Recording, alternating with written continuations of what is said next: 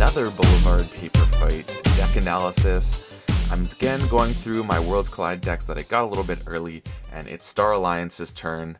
And this is the second one I got, and I think this is actually the second best deck I opened out of all of the 5 decks that I got.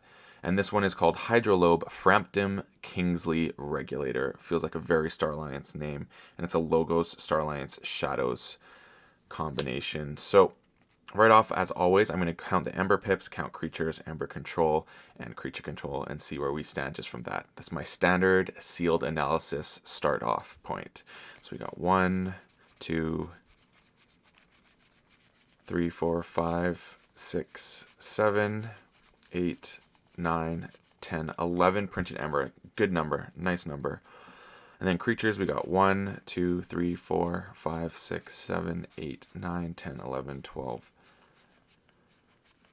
13, 14, 15, 16, 17, 18, 19, 20. 20 creatures. That's a great number. I'm not mad at that. I've noticed, I feel like so far in my decks, I've had quite high creature counts for the most part. So that might be a thing they're doing now.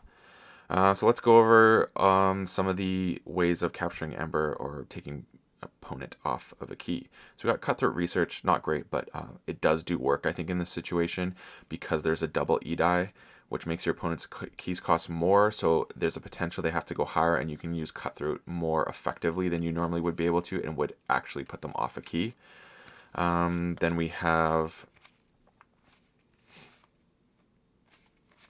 what's the other ones here? Trust No One, great action card. Steal 1 if there are no friendly creatures in play. Instead, steal 1 for each house represented among enemy creatures. Then we have the Maverick Mystic Marmook, which makes your opponent's keys cost +1, or actually it makes all keys cost +1, but that's a way to put them off.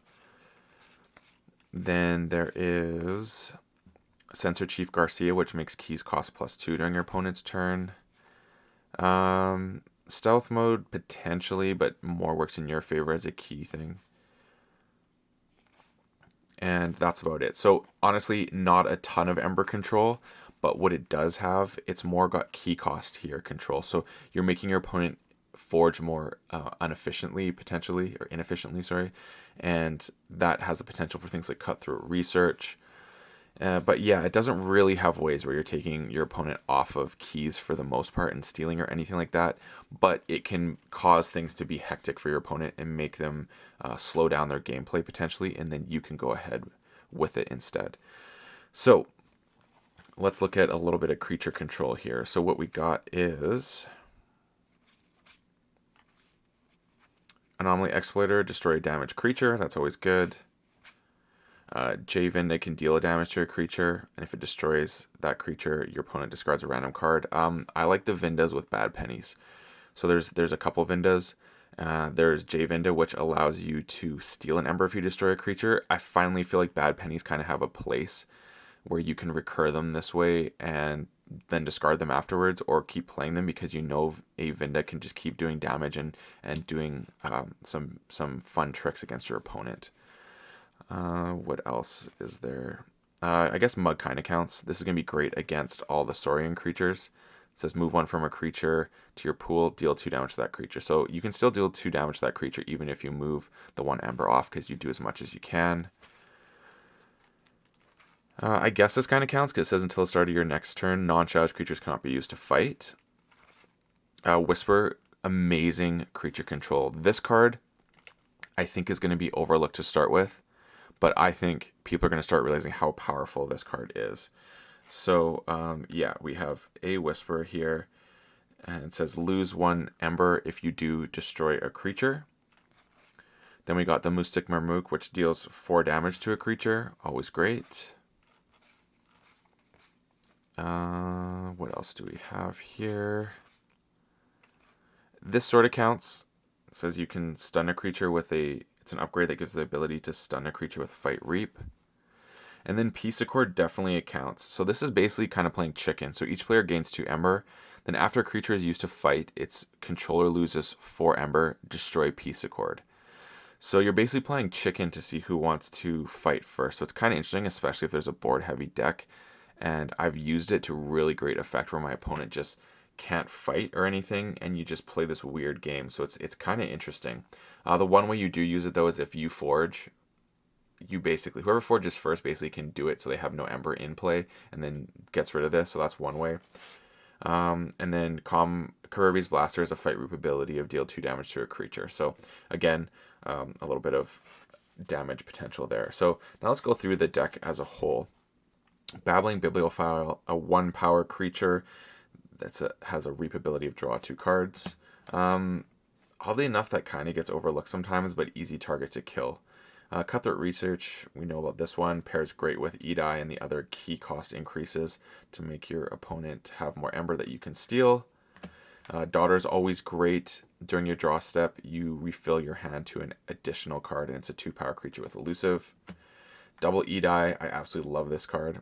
Play Archive a card. Your opponent's keys cost +1 for each card in your archives, and there's ways to make that go off. Then you have the Hologramophone, amazing card, ward a creature, so you can protect your Edais this way, or anything else that you feel is potentially really powerful. Then you have 2 Quants that have a 3 power creature that has a reap ability of you may play 1 non-logos card one non-logos action card this turn. And let's just kind of look how good that is. So you got here 1, 2, 3, 4, 5, 6, 7, 8. So you have 8 cards that fit that bill. So that's pretty good.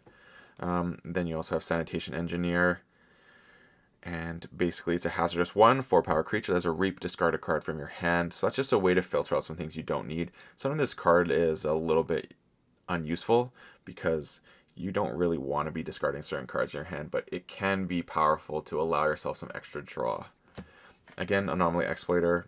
We all know this one. Action, destroy and damage creature, and it's an artifact. Code Monkey, pretty awesome card. Deploy, archive each neighboring creature. If those creatures share a house, gain 2 Ember. Almost always played for that gain 2 Ember, but I mean, there's things in here that you want to play again that have play abilities. Really powerful for that. Or if you got Zenzi, for example, it's a way to help get Zenzi back in the center, potentially, because it's a powerful card. Yeah, Code Monkey is really versatile. Great creature, a lot of benefits to having it, and again, it's increasing your archive for your Edais to be more powerful. You can even do a thing where you archive your Edais and then be able to, well, I guess you can't really do that, but you know what I'm getting at here. Then you have just call this Zenzi.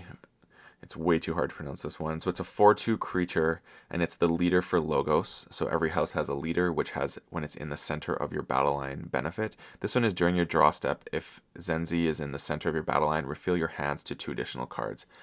This is such a powerful ability to have 2 extra cards, and you have Daughter out as well, drawing 3 extra cards, that I will sometimes just discard creatures to not increase my battle line if it's going to be a situation where I'm not putting one on either side, because I'd rather have those 2 extra cards. There's certain cards here I don't want if that means getting rid of this ability. So I absolutely love this card. I think it's super powerful. Then we got Avinda, reap, deal 1 damage to a creature. If this damage destroys that creature, your opponent discards a random card from their hand. 4 power, pretty sticky, and there's definitely ways to make this work. You got the plants you can get rid of, you got the bad pennies here. So Bad Penny actually feels a little bit more useful in this deck. I'm not auto discarding them always, unless Avinda is not in the conversation. Then they do still get discarded. Kaimor Eclipse is an action card which says shuffle each flank creature into its owner's deck. Again, a great way to think about your battle line and stuff you want with play abilities to come out again, or if there's problems on your opponent's side. But again, that also makes it, if your opponent has creatures on the ends with play abilities, you may not want to play this right away. So this one can be a little bit more tricky to play. Then we got the 3 mugs, all give an Ember. Move 1 Ember from a creature to your pool, deal 2 damage to that creature. I don't have a lot of capture on my side, but it's great for getting Ember off of those pesky Saurians that are using Exalt and adding them to your pool without necessarily having to kill the creature. So really cool. I just like that there's 3 of them too. That makes it really awesome. Great candidate for Quant. Trust No One is a playability action card that says steal 1, and if there are no friendly creatures in play, you instead steal 1 for each house represented among enemy creatures to a max of 3. into the night until the start of your next turn, non-shadows creatures cannot be used to fight. This is really cool. I think with big boards, this could be really powerful. So I like this. I find it can be quite helpful. Then you have Subtle Chain. One thing to note though, it says until the start of my next turn. Oh yeah, never mind, just affects your opponents. Subtle Chain, get an Ember, and your opponent discards a random card from their hand. Pretty cool. With the Avinda and Subtle Chain, you got some great ways of doing hand disruption for your opponent. Again, Whisper, such a great card. This is going to be an unsung hero for a while, I feel like. Action, lose 1 Ember if you do destroy a creature, 3 power elusive. Again, the Maverick Musik Marmook, each player's key cost costs +1 Ember, and deal 4 damage to a creature when you play it. It's 4 power. Looks really great in the shadows colors. It does not look out of place at all. Pretty cool. Then we're moving on here to the Star Alliance, and we start off with a Cloaking Dongo, which is an upgrade with an Ember Pip, and it says this creature and each of its neighbors gains elusive. So a Lamindra upgrade essentially. And then you have double Comm Officer Kirby's, which is sweet with Kirby's Blaster. And so this has a play, fight, reap ability. You may play a non-Star Alliance artifact, upgrade, or action card this turn. Absolutely love Comm Officer Kirby. Definitely one of my favorite Star Alliance cards, and the fact that I have it with the Blaster is just next level. Yeah, there's so many things you can play with this. So it's really good. Commander Chan, fight, reap, use another friendly creature. Really great. Again, getting to do house cheating, and that's what the Star Alliance can do. Light of the Archons, this creature gets +1 power and +1 armor for each upgrade attached to it. Again, great for Edai. Absolutely love it. And then you have Medic Ingram, which has a play, fight, reap ability. You may heal 3 damage from a creature and ward it. This card is super powerful because of the ward factor. I find the heal 3 damage is used far less and is less coveted as the ward factor of it. So really cool. And then Sensor Chief Garcia. I really like this one. It has a play, fight, reap ability. Your keys cost +2 during your opponent's next turn. Amazing art and just amazing card. Kind of a target, but it's a great way of being able to help make your opponent forge inefficiently or take them off the ability to forge the next turn. Stealth mode. I mean, if you like Scrambler Storm, there's no reason why you won't like Stealth mode. It's an action ability that gives you an action card that gives you an Ember that says your opponent cannot play action cards during their next turn. Super awesome. Calvin is a robot with 2 power, 1 armor, has a fight reap ability of draw a card, and can be used as an upgrade, which gives its same ability to the creature it played on as an upgrade. Then next upgrade is a Stunner. You get an Ember, and it's a fight reap ability of you may stun a creature. Then Peace Accord, each player gains 2 Ember. After this creature is used to fight, its control loses 4 Ember. Destroy Peace Accord. Again, super cool card for creating an interesting situation in the game state side of things. So I really like this artifact. And then finally, Kirby's Blaster.